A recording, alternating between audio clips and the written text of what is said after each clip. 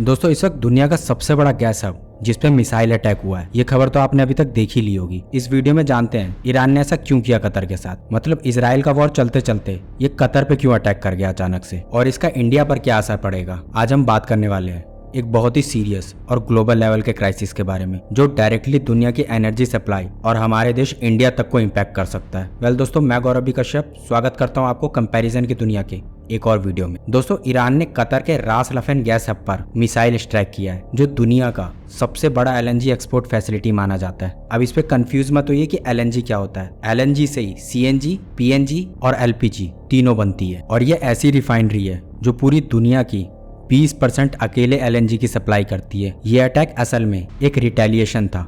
इससे पहले इजराइल ने ईरान के साउथ पर्स गैस फील्ड पर सीधा स्ट्राइक की थी जो दुनिया का सबसे बड़ा गैस फील्ड है और कतर के नॉर्थ फील्ड से कनेक्ट है। इसका मतलब एकदम सिंपल है, अब वॉर सिर्फ मिलिट्री बेसिस तक लिमिटेड नहीं है बल्कि एनर्जी इंफ्रास्ट्रक्चर तक पहुंच चुकी है। आज के इस वीडियो में हम जिक्र कर रहे हैं आने वाले एक बड़े गैस संकट की। दोस्तों पश्चिम एशिया के अंदर हालात इस समय बिगड़ने शुरू हो गए हैं क्योंकि जिस तरह से कल शाम से लेकर अब तक जिस तरह के हमले हुए हैं उससे लग रहा है कि आने वाले समय में देश में और दुनिया में विशेष रूप से एलएनजी का संकट आ सकता है। ऐसा इसलिए कहा जा रहा है क्योंकि कल के दिन इजराइल के द्वारा ईरान पर हमला और ईरान के द्वारा बदले में कतर पर किए गए हमले ने लगभग स्थितियों को बिगाड़ दिया है। साथ ही ईरान ने कुवैत की रिफाइनरी को भी अटैक कर दिया है। दोस्तों अब तक सभी को लग रहा था कि एक समय पर ईरान और अमेरिका के बीच में शायद सहमति बनेगी और वो सहमति आने वाले समय में गैस और तेल की दिक्कतों को शायद खत्म कर देगी, लेकिन ऐसा कुछ नहीं है।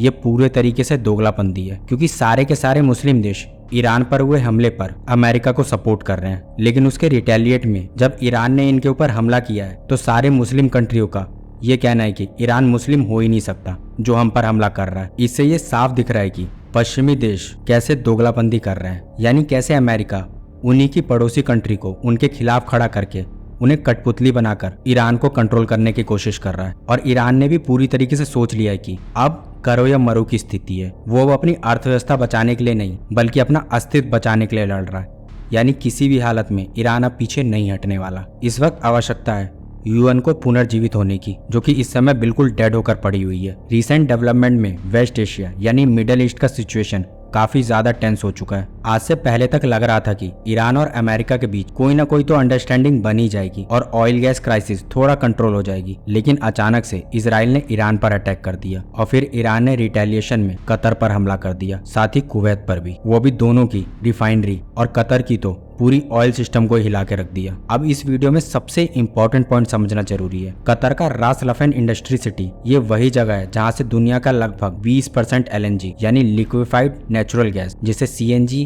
पीएनजी और एलपीजी बनता है वो सप्लाई होती है। और जब यहाँ पर मिसाइल अटैक होता है तो इसका इम्पैक्ट सिर्फ कतर तक लिमिटेड नहीं रहता बल्कि पूरी दुनिया को झटका लगता है। इसके पीछे एक और बड़ी कहानी है, साउथ पर्स गैस फील्ड। ये दुनिया का सबसे बड़ा गैस रिजर्व में से एक है जिसका कुछ हिस्सा ईरान के पास है और कुछ कतर के पास। इजराइल ने इसी साउथ पर्स के ईरानी साइड पर अटैक किया है जिससे ईरान का गैस नेटवर्क डिस्टर्ब हो गया है, जिसके बाद ईरान ने इसे अपने सर्वाइवल का फाइट मान लिया है और सीधा कतर पर अटैक करके मैसेज दिया है कि अगर उनके रिसोर्सेज पर अटैक होगा तो वो ग्लोबल सप्लाई चेन को डिस्टर्ब कर देंगे।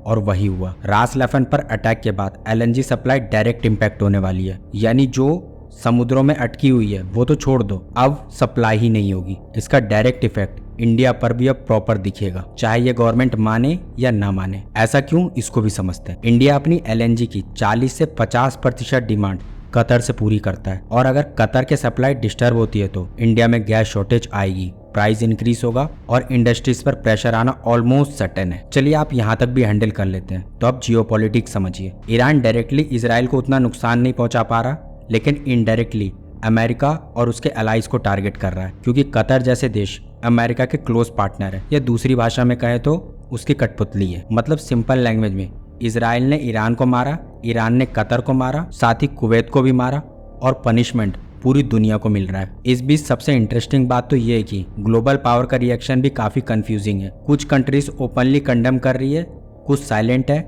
और कुछ ब्लेम गेम खेल रही है। ईरान का कहना है कि उनके ऊपर पहले अटैक हुआ इसलिए उनका रिटेलिएशन जस्टिफाइड है। दूसरी तरफ गल्फ कंट्रीज ईरान के खिलाफ खड़ी हो रही है, लेकिन सवाल उठता है कि सबसे बड़ा कंसर्न क्या है। अगर ये कन्फ्लिक्ट ऐसे ही एस्केलेट होता रहा तो ना सिर्फ एनर्जी क्राइसिस बढ़ेगा बल्कि ग्लोबल इकोनॉमी पर भी हैवी इम्पैक्ट पड़ेगा। तो दोस्तों ये सिचुएशन पर एक वॉर नहीं, ये एक चेन रिएक्शन है जिसमें जियोपॉलिटिक्स, एनर्जी, सिक्योरिटी और ग्लोबल इकोनॉमी सब एक साथ जुड़े हुए हैं। आपका क्या मानना है ये कॉन्फ्लिक्ट पर? ये कॉन्फ्लिक्ट बढ़ेगा या कंट्रोल होगा? कमेंट करके जरूर बताइएगा। फिलहाल नेक्स्ट वीडियो किस पे चाहते हैं इस पे भी कमेंट करके आप बता सकते हैं। अभी के लिए जय हिंद।